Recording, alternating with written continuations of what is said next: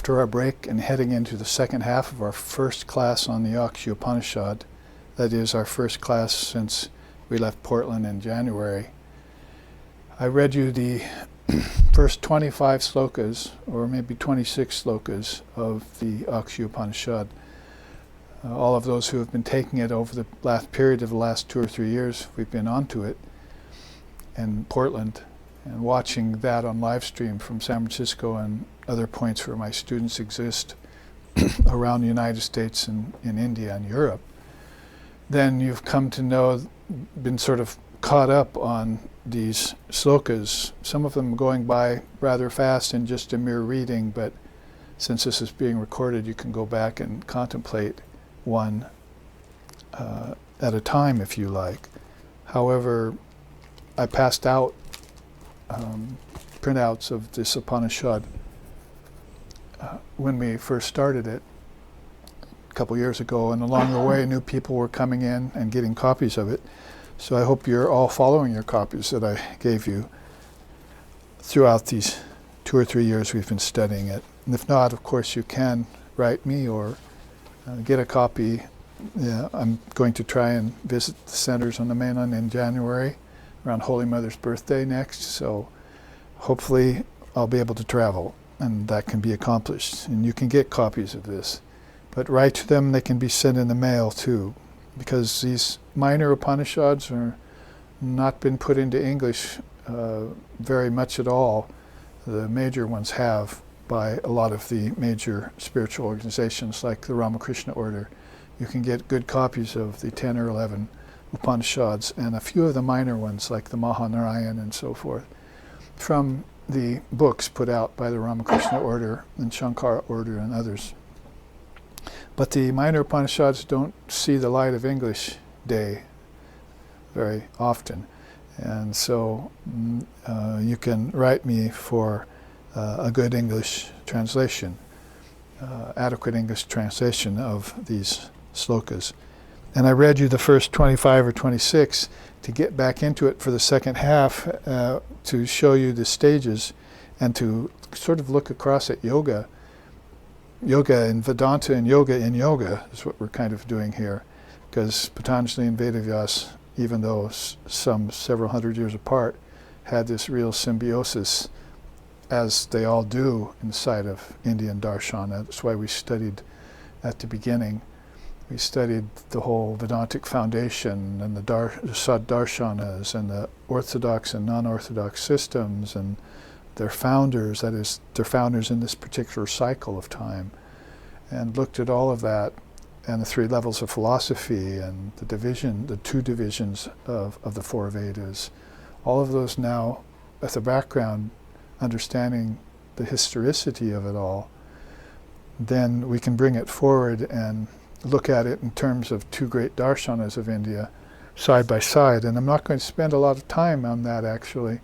I'm probably just enough to say right now, let me finish reading the next 2 or 3 slokas that are actually on this chart and which are pertinent to the first 3 stages, which we've now looked at, these 3 mirrors here at the bottom of the chart.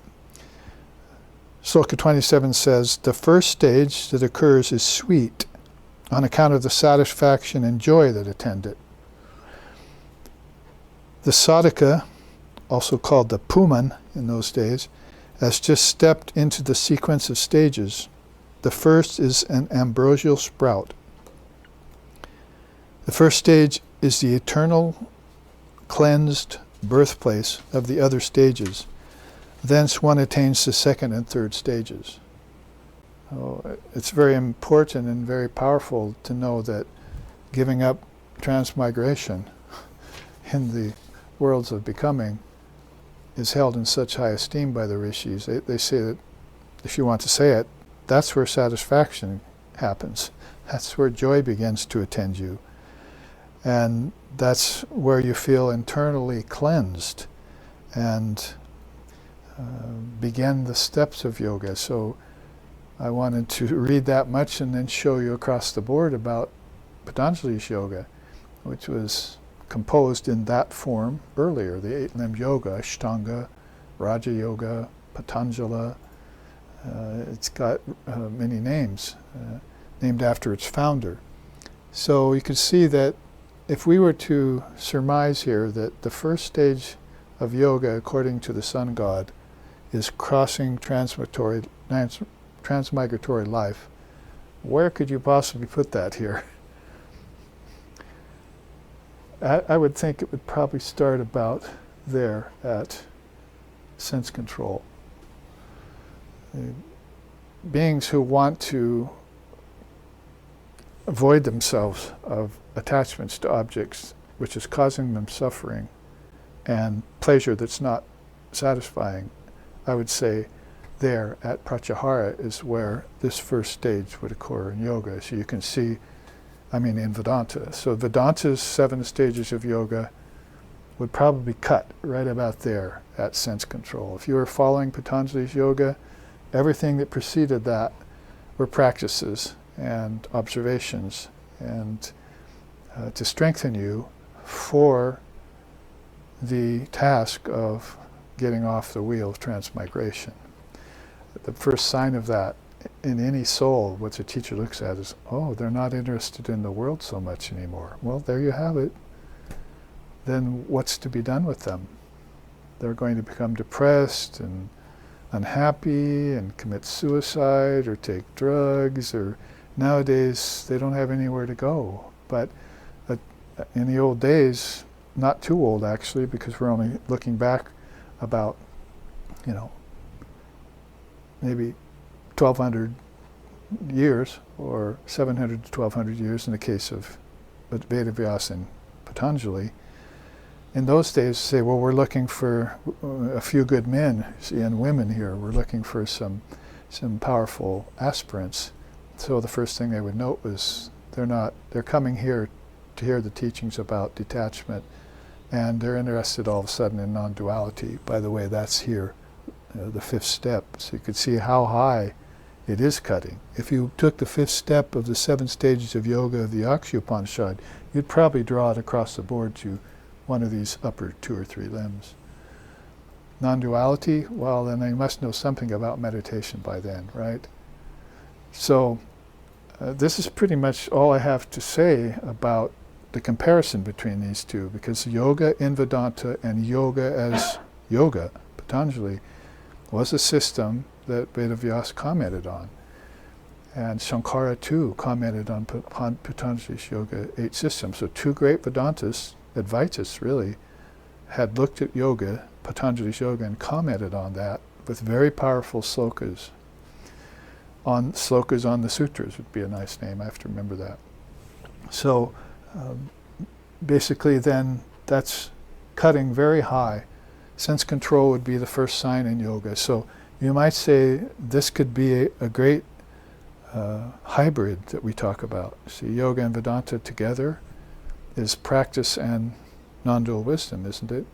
And there's not much practice talked about in Vedanta. All the practices that you find in Vedanta are up here. They start up here, they end up here. It's like, well, how about the sadhana chatushtaya? I've got to detach, I've got to discriminate, I've got to detach, I've got to have self-control, I've got to get peace of mind, and I have to have firm faith in the existence of divine reality, and then I can get into a higher stage. So then you can see how that's all of those are mental practices. You're doing it sitting in one place, like under a tree for 12 to 49 days, or in the wilderness, or in the desert. Jesus, Muhammad, and Buddha did it. And they did it for a mass amount of souls, not for themselves, because they were already perfected. So I think that's pretty much all I want to do by this comparison, just to show you how you might want to take the yamas and niyamas as a practice and do your posture, get one posture that you can sit in, do the breathing exercise and find out what animates it, the prana, and the threefold movement of the breath, and use it to purify the nadis, and then let go and go inside. About then you'll see the difference. When you have the prana flowing, you'll see the difference between outer objects and inner objects. It's the simplest way to put it. You'll have samadhi of outer objects leading to samadhi of inner objects. And you won't know you're in samadhi yet. But you're in a seated kind of samadhi because you're detaching then, you see, from the existence of objects as being the only reality. And you begin to see the origin in your mind. Solid objects came from seeds in your mind, came from thoughts. And you make that connection, and all of a sudden the rocket drops another stage, you see, off of it. And the world falls away and you're inside, that's it. You might as well right there say that's the beginning of the beginning of the end of your desire for transmigratory existence. And you're probably not even calling it transmigratory existence yet because you're not aware that you're cycling over many lifetimes because you don't remember your past lifetimes yet, as Arjuna didn't, and Krishna had to remind him in the Gita on the battlefield, which is a good place to do it. So this is a kind of position, a place I wanted to come to without going much further on it, but you can see I'm already starting to comment on what it could mean in its various ramifications. So use this as a practice to get yourself up to your ability to know the difference between and the connection of the outer objects and the inner objects. The difference between them and the connection between them both, not one or the other. And then just let it go and have samadhi of it. And what will you be? Say,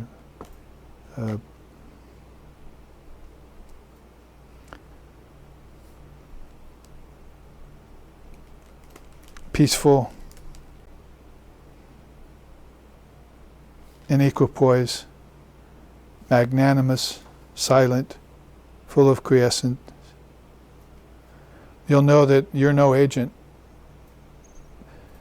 The agent's either the divine or your own past actions, which you're shedding now because of your non-attachment to transmigratory process, cycles. And it becomes clear to you that time is in cycles, space is in cycles, souls are in cycles.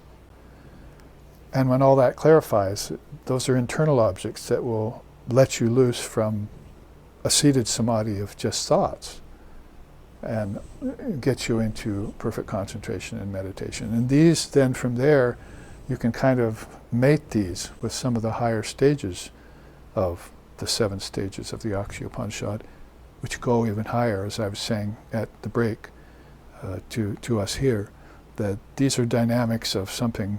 If you just become aware of non-duality at stage 5, you would have thought maybe that's it. Oh, non-duality, got it, that's the highest. But you still have more stages which are described by the rishis, actually by the sun god to the rishi.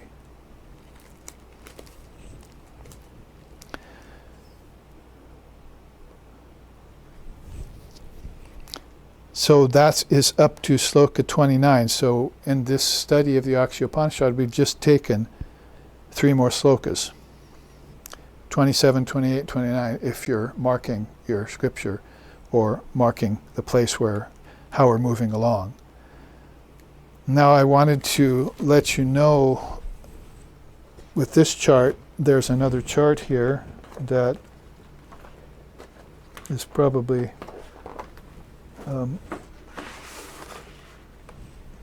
a way of filling us in on who the sun god is.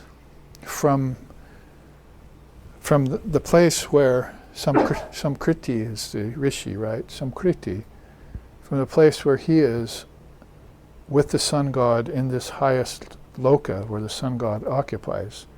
Remember who he is? He's the dancer across the skies. He's the power of the eyes to see. He's the giver of the flood of days to all beings. So you're thinking about the sun god as a very magnanimous being, and Samkriti is having darshan with it inside. And the Sun God is telling everything about the fire of wisdom, the fire of yoga, the Shakti power and everything. And Sankriti is drinking it in. So, therefore, taking this same image of the Sun God on this chart, and I put it together, of course, with some of the light mantras that we know, but I won't necessarily take those up right now. What I want to show you is what the Sun God consists of in this other image of, and in that way we'll come to know the Sun God in a much deeper way. This chart is called All Hail Surya Narayan because that was one of the early statements in the Upanishad itself. All hail to the giver of the flood of days, to every being. He gives us all our days and our nights, our days again. So the slokas in the Akshi Upanishad that come later isn't very nice. There rises the thousand-armed, existent in myriad ways, the life of all animate beings. Meditate upon that one who is omniform, all-compassionate, omniscient, ambrosial, and the essence of light. The scorcher, salutations to the blessed offspring of the infinite, the power of all eyes to see, the flood of endless days, the flood, all hail. So this flood of light, I like that where he's referred to as the offspring of the infinite. It reminds me of there's the light of consciousness, and then intelligence is the first compound. That's how Vivekananda put it. So there's this unbounded ocean of pure conscious awareness, and then the offspring of it is what? The Sun God, at its highest form, pure intelligence, flooding the lands, flooding all the lokas, from the most subtle lokas down to the Bhur Loka, that is this earth. The sun is so important to all beings. It gives us our flood of days here, probably our flood of lifetimes as well. And there's, at the bottom of his feet here, you can see that what I chanted this morning, shining like burnished gold, chanted at the beginning of this class, shining like burnished gold, highest and deepest, the core intelligence of living beings, partless and indivisible, ever pure and free of taint, the essence of everything that all beings seek, either knowingly or unknowingly, there shines Brahman. So there you see, affixed to his form, from his feet on upward, in gradated fashion, are these assignments on his various form. So the first one is, notices this garland of nature about his neck. So everything grows in nature. Trees and plants and herbs. Reminds us of the peace chants. Om Tayu Shantihi, Antariksham Shantihi, Prativi Shantihi, Apaho Shantihi, Oshadaya Shantihi, Vanashpataya Shantihi, Vishvadeva Shantihi. So you can see all of these great elements of earth, both in their manifest form and with the deities behind them, and the tanmatras in between. You can see all of these are represented by this great garland that he wears around his neck. The garland of nature. Remember, in India, nature is both manifested and unmanifested. And the manifested is finite, the unmanifested is infinite. So out of the infinite, the finite comes. But since it comes out of the infinite, it's all infinite too. So trees are infinite, clouds are infinite, mountains are infinite, water is infinite, and sky and space is certainly infinite. So Purnamadaha, Purnamidam, Purnamadacchache. All of these peace chants are founded in the 108 Upanishads and surround them. Before you study an Upanishad, you chant one. At the end, you chant another one. And therefore, those 7 become very important to the tradition we just grounded ourselves in the first half. That is, the Sad Darshanas and the unorthodox systems too. And all the Itihasa and the Tantras and the Smriti, that is Shruti and Smriti, remember? These are all very important to us. That subdivision, Shruti and Smriti. Smriti means to be remembered. Shruti means must be heard. I like to put it that way. There in the middle of that garland is the eternal flower of life. So in nature, life is manifesting itself like the koshas walking across the akashas, striding through the fields of the mind, as Patanjali would say, and manifesting itself in myriad ways, as the Upanishad just told us. Over on the left is the staff of the flood of endless days that he's holding. He'll make sure that these go unbroken for as many days in the life of an individual that they have before they're destined to give up the body and return into the kingdoms of heaven within them. Or maybe beyond the kingdoms of heaven, because remember, courting formlessness is a special facet, the Jnana Kanda of India, that discrimination, iti iti, neti neti to iti iti level where the sannyasin shines. He's the shining sun, actually, Vivekananda said. He stands at the head of the Vedas like the shining sun. So he's interested in not only gaining back his original freedom if he has lost it, and remaining free for the rest of eternity. I want everyone to be free as the air they breathe, he told us. Moving up, the august form of Surya Narayan, the sun god, who is not just a god in the sky or a god in amongst the devas and devis, deeper still, higher still. On both of his arms you see these two assignments. He's the commander of the armies of light. So those beings that flow from him like his arms will become active in the other lokas, like all the way down to earth, and make everything shine with wisdom and bring out the light in all situations, and the light in beings too. Show them their own Atman, show them their own light. On his left arm is the revealer of darkness, which is a fine contrast to light. Actually, darkness is a very powerful principle in Indian Dharma, just like formlessness is. So it'd be nice to put Surya Narayan in an image next to Mother Kali and see what happens.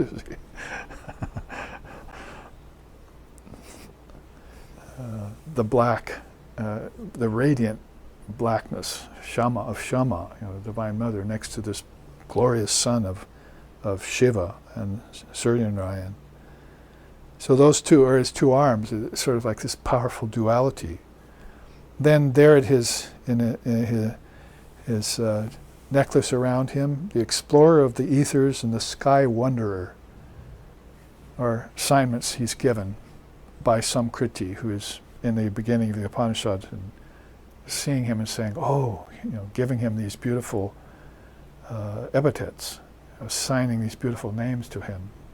I heard of it in the scriptures, now I know what they mean. So even here on earth we know he's kind of the sky wanderer, because he's all over in the form of billions of suns, not just the one we know. Some suns you'd have to take months to go around in a jet airplane, they're so big, maybe years or something. So they've discovered suns that are huge, massive suns. That's a phenomenon that excites them and that stuns them. Sri Ramakrishna used to say, the light of wisdom from one light of wisdom from the mother, the Divine Mother of the universe, stuns 1,000 scholars. So they'll go on speaking about it maybe for years or all their lifetime. And that's just one little light beam coming from her son here. Her son, the sun, God. Now the rest of them, as we go through this meaning of what the sun God really is and who he truly is, the rest of these were my own assignments, in gradated form again, because these were all epithets assigned by the obeisance that Samkriti paid to the sun god when he saw him. These are all in the Akshi Upanishad. If you want to read it again, it's very inspiring. So then you see then coming down all these rays that we just talked about coming off of him. On the left-hand side, there's physical light, one of the rays. And across the board from that, on the left-hand side, is sensual perception. So we get all our perceptions from the physical light. The sun shines. There's even slokas on that.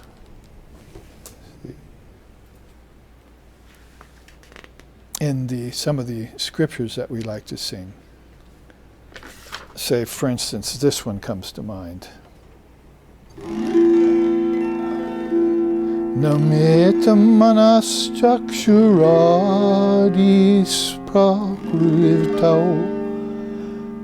nirastakayunadi ashtaka kalpaha Ravir loka chesta nimita tatayaha Sanicha palabdi swarupahamadna Yamadushnavad nicha bodha swarupam Manas chakshiradinya bodhatmakani Pravartanta shrita nishkampam ekam Sanitya palabdi swarupahamatma Sanitya palabdi swarupahamatma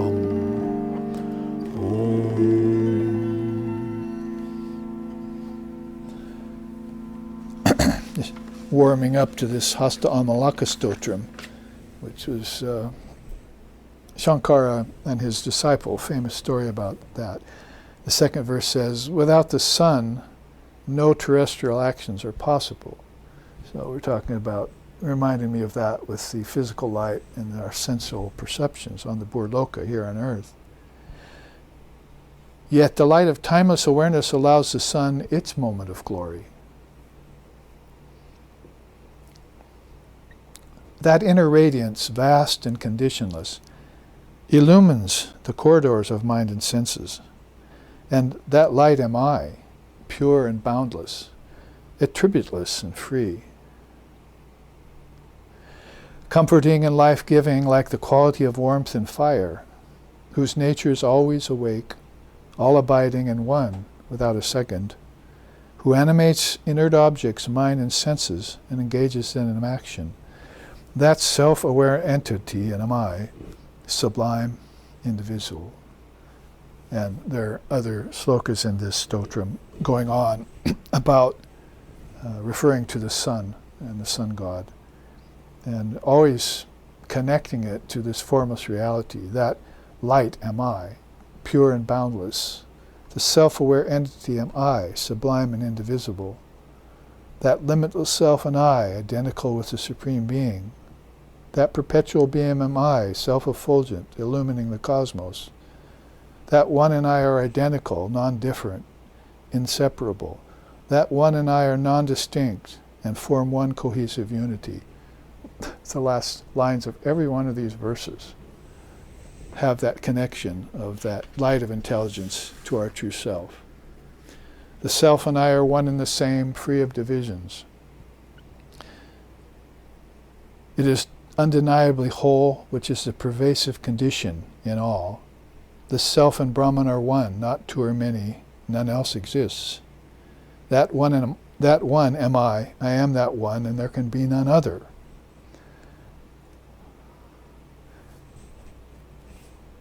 It's always boundless, ever free, and untainted by any of its associations, like the sun is with shining on everything, saint and sinner alike, like they say. And it's untainted by that, by what it facilitates on earth and in all other lokas. So those are some of the statements of Hasta Amalaka, who holds the fruit of the Atman in the palm of his hand and looks at it every day.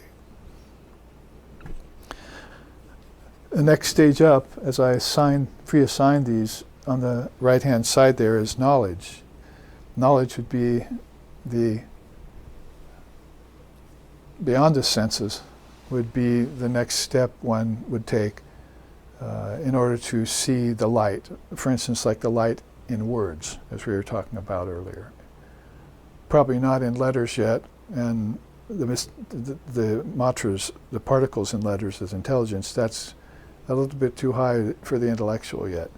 But that presence of knowledge is keenly attracting that soul who's got a chance of seeing the source of all knowledge in the sun god, or in the light of consciousness, the light of awareness.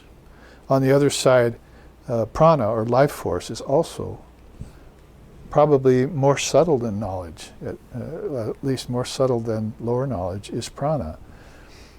Because you won't find out about your lower knowledge until you find out that there's some force that's bringing it to you, which would be prana. It's carrying it to you. Like Om Indram Mitram Matarato Divyaha Suparna Gurutman Ekam Sat Vipra Bahuda Vedanti Agnim Yaman Maturish Vanamahu. So we have the Garuda, you see, Garutman, Ekam Sat Vipra Bahuda Vedanti Agnim. The Vedanta declares there's just one ultimate goal with many paths leading to it. So these many paths would be of knowledge, and they'd be carried by Garutman, or the dragon bird, you see, who carries Vishnu on his back in the Itihasa, you see, when you read about the scriptures. How that great bird is representative of the prana that moves through all the nadis. Not just the physical nadis that carry nutrients of food to organs, but in the mind, in the psychic prana, how it carries thoughts to and from, how it carries transmigrating souls from the ancestor realm back to earth, and then back to the ancestor realm again, which is why you'll use the prana to give that up. Master the prana, not going anywhere, you see, without Garuda anymore. And I mastered him. I'll tell him where to take me. And so therefore, some of my students say, not coming back to this earth again. So this is a next very beautiful assignment, isn't it, across the way, knowledge and prana. That is how wisdom or knowledge is carried to you through words, as you're hearing now. But then if you don't have the receptivity to words, if knowledge is not already in you, then you wouldn't be attracted to what's being said. The transmission from the guru to the disciple, or even just from the professor to the student. There has to be a real authentic interest in that, which is rather being lost today. And probably it's understandable why it's being lost with the lower knowledge.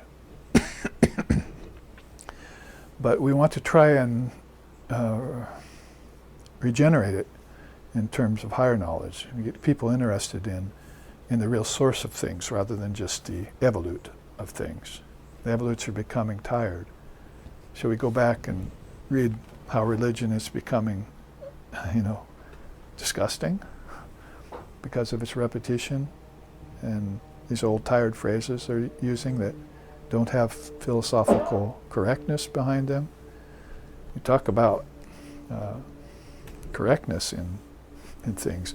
Let's look at religion and philosophy using that term. The next higher tier, both sides. Knowledge turns to wisdom, and prana helps mental comprehension. And these are all carefully assigned by me in the text in little boxes on each one of these rays. I don't know if you can see it there, but those rays that are emanating off Surya Narayan, God in the form of the sun of wisdom, and bathing Samkriti as he sits there, are these very things. They're regenerating him. They're reminding him of what Hastamalaka just told us in these 8 or 10 phrases I just recited from the Stotram. That the self and the Lord are non-different. Atman and Brahman are the same. The jiva is one with Shiva, however you want to put that. So wisdom and mental comprehension come. And of course, by then, if we want to refer back to the 8 limbs of yoga, where would that be? Concentration, meditation. It might even be leading towards samyama in yoga, where you've got such comprehension together, such a focused concentration, that all of these are just purely obvious to you when you come upon them, and they will destroy your desire to participate in transmigratory life anymore. Outright destroy it. And you'll see through the sleight of hand of Maya and everything that nature, back here to the garland again, that nature is putting forth with its beauty and its attraction, its allurements, that you can't seem to get over even after you've experienced them for thousands of times. You still want to do it again. What quells that desire? To be reborn again across this vast earth with its 5 elements is a great chain, a great weight on the self-illumined soul. See? It's a great weight on it to enter into the body, is one song in India. So that Patanjali calls the desire for rebirth one of the great samskaras. There's a samskara for it. It's like cash in your life at the end, cash in your body and everything at the end of your life. And what realm are you going to? See, hop on Guru's back, and hopefully you can control him, or he doesn't take you where you don't want to go. That is, your prana is jagged and flowing towards worlds that probably be better not to visit. And so there you are being pulled in that direction. So if you cash all that in and you end up with some skewed mental comprehension because of lack of wisdom, then you didn't open up the nadis deep enough when you were on earth to comprehend higher worlds and to try and attain higher qualities, and all the way up to non-dual truth. Well, that comes next. What could be beyond wisdom? That's the insight that it brings. And on the other end, pure intelligence itself comes from mental comprehension. This is where the intellect turns to intelligence. The intellect was a holder of what you knew, and you didn't really know everything you had. But now you know on a deeper level that your memory holds pure intelligence, like the fire of yoga, living intelligence. It's talked about in the scriptures. And that was one of Swami Vivekananda's favorite phrases, the fire of yoga, living intelligence. And Patanjali used it in his Yoga Sutras too, in the 3rd pada. Then he does samyama on his own living intelligence.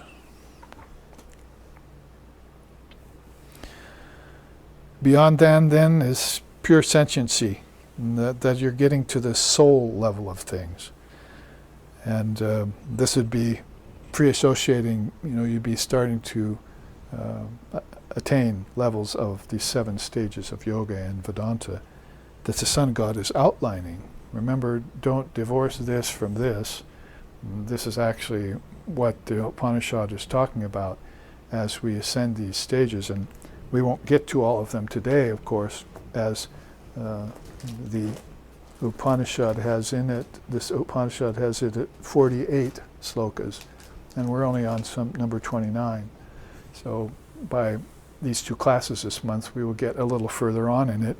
It'll be something that we need to pick up more and more to finish. So we can say, yes, I had darshan with Surya Narayan, and I understand who he is and what he signifies and what his qualities are and what I'm to do with them. So sentiency and awareness, these are more precious words even in English. You've gone beyond your attraction to what's insentient, all the way up to the gunas and unmanifested nature, and the possibilities of playing with seeds like Gritilayas do. You see. That's even been transcended. Occult powers have fallen below, and you're beyond them. And then, of course, the upper assignments, these rays at this crown chakra up here, are pure consciousness. The Mahashakti, her abode, and Brahman itself is there. So you can see then, all hail Surya Narayan, what he emanates off of him as the offspring of the infinite, like the first compound off of pure intelligence, out of pure conscious awareness is this living intelligence. That's more towards our true nature, as Hastamalaka would sing. Or you could say, it's been sung back in Hastamalaka's time, but it's also been sung in other ways when it's declared that Aham nirvikalpo nirakara rupo vibhutvacha sarvatra sarvendriyanam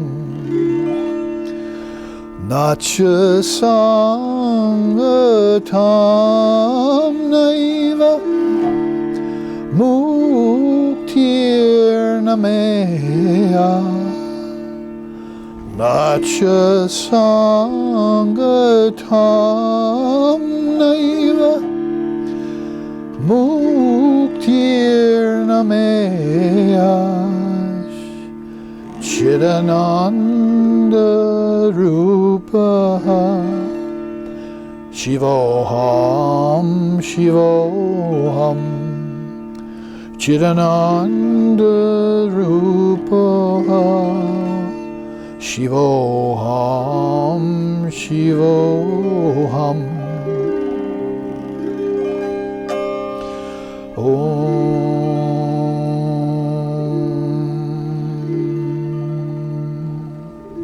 I have no form. I have no fancy. The all-pervading am I. Everywhere I exist, yet I am beyond the senses. Neither salvation am I, nor anything that can be known. I am pure consciousness and bliss. I am Shiva. I am Shiva.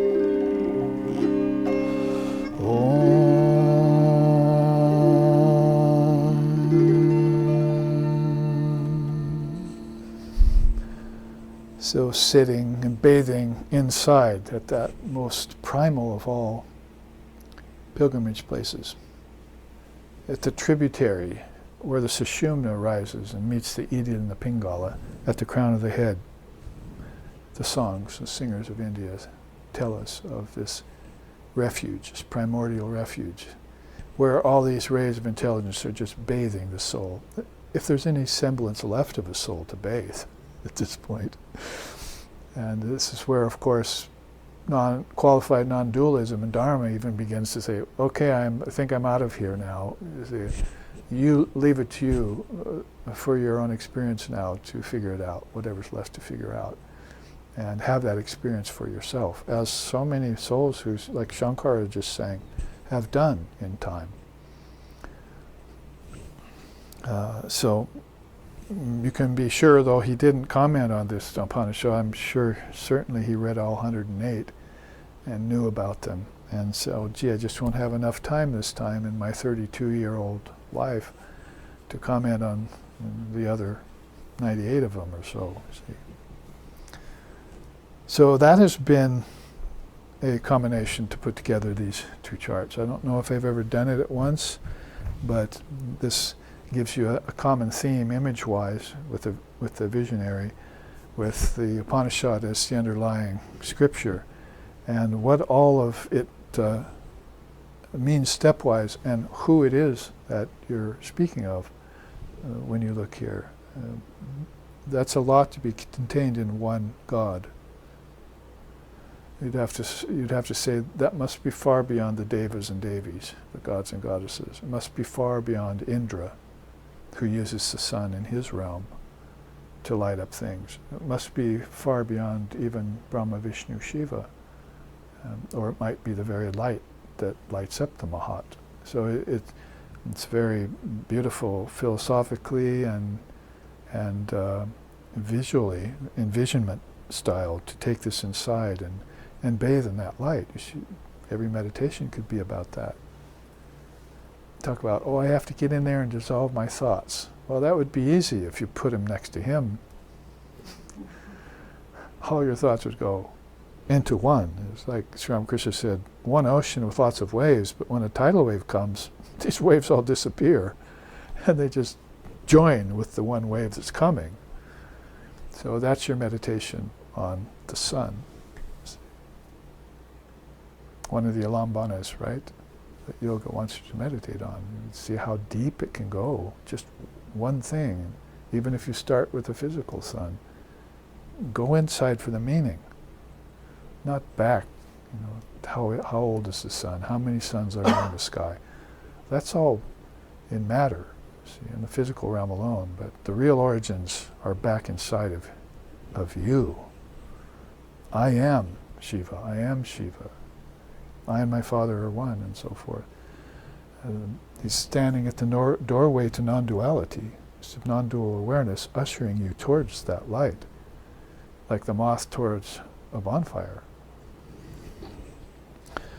So, exclaiming with extra enthusiasm at the end of this particular part of this class, how beautiful this is, and the names here that were so beautiful, Giver, the Flood of Days, and the Sky Wonder, and so forth, just really inspired me when I started reading this Upanishad.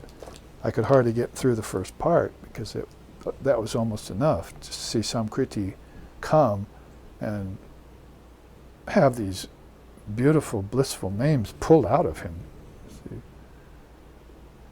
That one nameless, formless essence, see, whom the seers call by various names. See, like the fire of yoga, like the waters of life, like the sacred atmospheres, like the carrier of consciousness, like the devourer of death, like the eternal companion. It goes on in the Rig Veda. So we go back and look at the Rig Veda and all the Upanishads it has in it. The most ancient, probably, of all. And so these chants I'm using are out of the Rig Veda, a lot of them. The oldest scripture in the world.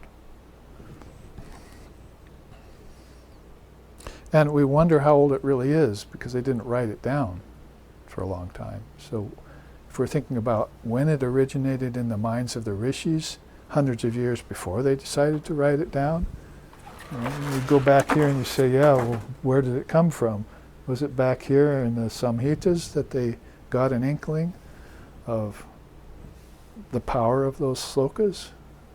And who was it that was telling them that in their mind? The God of living intelligence was telling him that.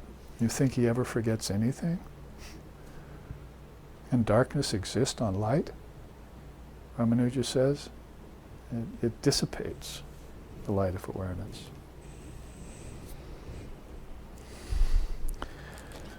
So in the remaining time, and we've taken up these 3 slokas as our bite, as our Brahman bite. B-Y-T-E. I'm going to spell that in today's world. But let's look at 30. Those who reach the 4th stage, after the dwindling of nescience, through the exercises of the 3 stages, look on all things with the same eye. Jnana chakshu. So now you see the 4th stage, then is swapna, that is, sees all as a dream. So here's where you start free associating the levels of consciousness in beings, waking, dreaming, deep sleep, and turiya. See, and then finally just samadhi. Call it beyond turiya even, turiyatita. So basically, you could say here that these first 3 stages are all approached and considered in the waking state. And your dreaming state is beginning to become transformed by what you're experiencing in your waking state. So if you're just looking to jump into your dreams and make them lucid, but your life's still a mess, then forget it. That's not what lucid dreaming, as I would define it, is all about at all. So you have to work it out here, and then your dreams will just naturally reflect everything real, pure, and authentic that's here, isn't it? Because everything else that was here caused you to want to cross over to the farthest shore beyond darkness. Svastivaha parayaha tamasaha parastata. There are many channels leading to the heart, like spokes around a chariot wheel. In the heart's the Atman. God speeds you in crossing over from the ocean of darkness, tamasaha, to this living ocean of light, Surya Narayan. See, God speeds you in that endeavor. So that would start with, I'm out of here. See? Where do you find it? Veda, Vedanta, Tantra, Yoga, Buddhism, finally. See, Jainism too, along the way. All of the darshans we looked at, yeah, they're talking about that. There's an end to ignorance. There's no beginning and middle or end to anything, right? But Shankara has to sublate that. He has to say that, but there is an end to ignorance. It's called samadhi. Because that ignorance was never real in the first place, it didn't have a beginning anyway. Somehow it got foisted upon you. You took it on. I think I'll try that coat on. You see, it didn't fit you. It's too hot or scratchy. It's like why they used to wear moleskin clothing, to remind themselves they're not the body, right? Oh, he's a monk. Why is he itching all the time? So that's the sweetness that happens after you get over that. I mean, you would think that, oh, it's boring now. I don't have any life anymore. Great, you see. Get a true life, Jesus told the fisherman. You've got a life in nature. Now get a divine life. Get an eternal life. I'll show you how, and then I'll make you fishers of men. You'll save others. I was thinking yesterday, I'm going to write a God blog on it, I think. I don't have the chords for it, but bringing in the sheaves, bringing in the sheaves. We will come rejoicing, bringing in the sheaves. It's like an old Christian song, you see. What are sheaves? It's sheaves, sheaves. So they're bundles of grain. You see them sitting in the field. So we were crying before, the scripture said. I looked it up. We were crying before, you see. But now Jesus came to us and talked to us. Now we're bringing in the sheaves, rejoicing, see. So I thought, what a great analogy for Advaita, because you could, instead of spelling it S-H-E-A-V-E-S, you'd spell it S-H-I-V-S. Bringing in the sheaves, the Shivas, you see. Or bringing in the sheaths. The 5 sheaths, or koshas. Bring them back and dissolve them back into what's internal, into light of Sun God, you see. So all of these have been occurring to my mind when the Vedantic mind, when it looks at transmigratory life. This is where Sri Ramakrishna was coming from all the time when he saw things. I'm writing another God blog. It's called Silver Nitrate, anyone? No? Well, and how about some alum? See? Those are true stories he told. And he told to the chemist or to the photographer, you see. So you go and you bring in the sheaves. You tell people the truth.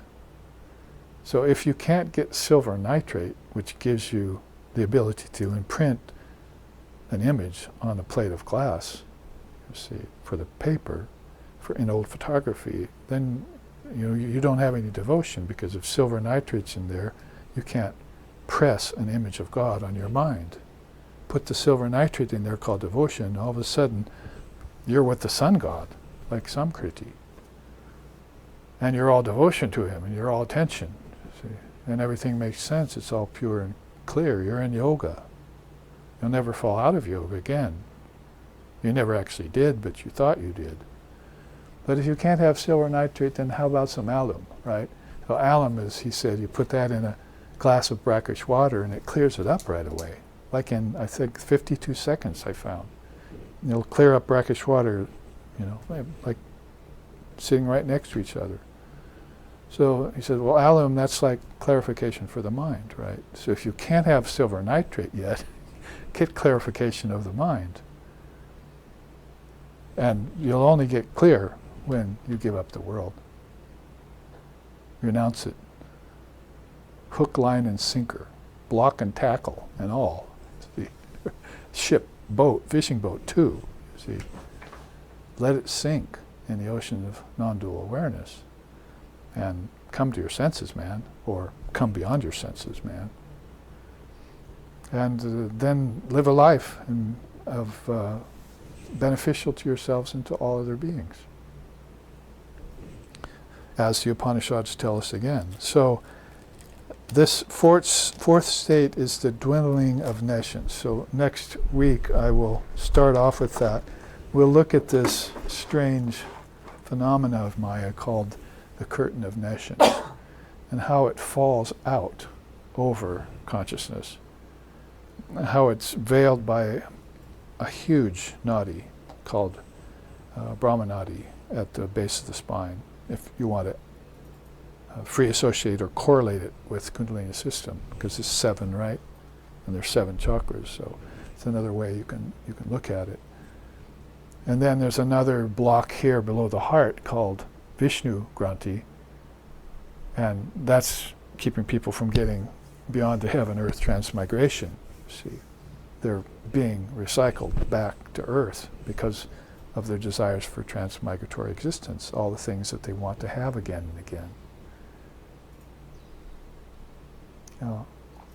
It's unthinkable and not very understandable by the noble soul who sees people constantly imbibing cotton candy for dinner. See, like I used to say, no nutrients in it, but there you are in front of the TV every day with your meal of cotton candy. So it's unfigurable why they won't go for something of better substance, deeper substance, like the Dharma. But whatever the case may be, that renunciation of the world never occurs to them. It only occurs to those beings who repair to the realm of the sun god. It's first sloka. He repaired. I like that old English saying. Repaired means to go back to. Doesn't mean just to fix, but it does fix things when you go back. So he repaired to the loka of the sun god and found him there, and then he asked, first he eulogized him, paid obeisance, called him all these beautiful names. Why are you calling people names? Why are you crying on your own divine feet? Call them Atman.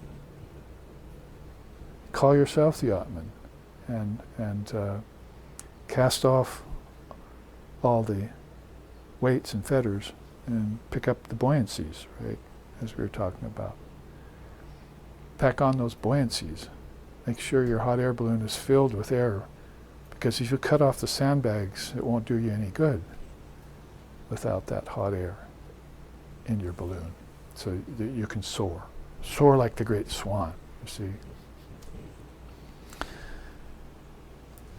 So 1, 2, 3, 4. After 1, then study with the Guru and the Acharya. I'll make a quick closing comment on this in the remaining 5 minutes.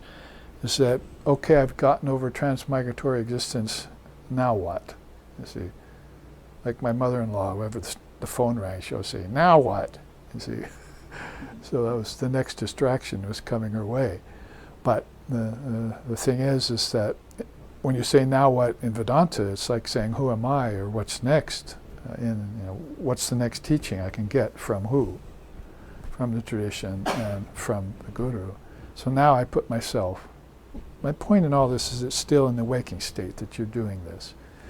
And your waking state is now less encumbered by weights. And people can't get beyond their waking state because of that. And you can't remember your past lives, the father of yoga says. because of commerce, aparigraha, your gift giving, your gift taking. You're making money, and the minute you're born, they're routing you towards that. So you immediately forget your past lives. If they had you sitting as a youth at 4 years old meditating, you'd remember where you just came from 20, 10, 50, or 100 years ago, depending on the soul who's being reborn again, like in Tibetan Buddhism. You'd remember where you just came from. Oh, I'm back to do this work again. Picking up the thread of my yoga, as Krishna says in the Gita. I'm the chase, you see. I'm the game's afoot, as Sherlock said. You know, so you're like picking up the thread of your yoga from where you left off, and trying to attain these higher stages of life, of spiritual life, that is. So the waking state's very important to that. Waking state also includes the third step, this asangsarga, it's called there in Sanskrit, achieves non-attachment. So if we compared that across the board to the four jewels and six treasures, you see that non-attachment is coming to you, called detachment, at the second stage. And it becomes very important to you to let go of any remaining karmas, samskaras, anything that might pull you back. Because you might have given up transmigratory life, but it may not have given you up. See? So when you reach the island with the canoe, after you've crossed that ocean to the farther side, you burn it. If you have any doubt at all that any kind of allurement or desire or attraction is going to pull you back, you burn the canoe. Well, then you give it up, you see. There's no way to go back, so I'm not going to think about it anymore. But the mind's brooding and thinking about it. We just mentioned that in one of these scriptures. Because they brood on it, and it comes back to them. And that's the main element in the curtain of nescience, is brooding. That's how Shiva puts it in the Shiva Gita. It's the main element of people that brings them back, and because they're brooding on things that aren't real. That would be the Vedantic way of saying it. But the Shaivite or Tantric way of saying it would have to do with the time you spend brooding. Let's put it the opposite way. The more time you spend not brooding, the thinner this curtain gets between you, the ancestors, and the Lord. The thinner the curtain comes, the the Vishnu Nadi or Vishnu Granthi, that knot thins out so you can almost see the Lord. Like seeing the light down a tunnel at the end. And then you have the strength and willpower to penetrate it. Like who does? Like he does. His light penetrates everywhere. Through his beings, like Swami Vivekananda. That's how penetrating it is. That it could get to us in a Kali Yuga, in a materialistic society with no dharma upbringing in us. It still got through to us. Now, what about that as a miracle? Talking about such things. So my conclusion of the class today, and we will start up with this sloka 30 tomorrow, which has to do with swapna, dreaming. You see all as a dream. Is there still things in your mind, for instance, like, okay, I gave up transmigratory process. I got non-attachment. What about all the other souls that didn't? You see? What about all the other souls that didn't? It niggles on your mind. It nagged the mind of Ramachandra and Lord Buddha when they saw suffering. So, gee, I can't really enjoy a non-dual existence, can I? Because of all those beings that are suffering. It's okay, their suffering's all real. Yeah, but they don't know that yet. I have to teach them that. Give it up. I'll show you how to give it up. Either all at once or by degrees. But it must be done. So that's where we'll start next Sunday with this.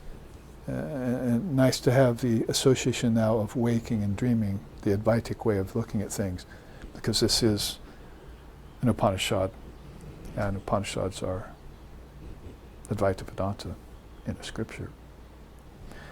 So here, I think, is a good time to end this class, the first half of which was very traditional and grounding in what the Vedanta is, and the Saddarshanas, and the divisions, the scriptures, their composers, and the second half being more a look at who Surya Narayan is as a God principle, as a divine being, and the stages that he's prescribing to Samkriti, who is sitting in the glow of all those rays of wisdom, all of them, you see, and now finding out what's impeding the progress of others, and what impeded him at one part in his chain of lifetimes, so that he could come to that lifetime where he could give everything up. Lock, stock, and barrel. So here then, let's end and continue on next week with this. Om Sato Ma Sadgamaya Tamaso Ma Joytirgamaya Mrichor Ma Amritam Gamaya Abira Mayeti Rudrayate Dakshinam Mukam Tenamam Pahinitcham Om Shanti Shanti Shanti. Lead us, O Lord of Light, from darkness to light, from lower truth to higher truth, from the unreal to the real, from the illusion of death to eternal life. Reach us through and through, O Lord and Mother, with thy sweet and benign presence. Om, peace, peace, peace. May peace be unto us, may peace be unto all. Om Hari Om.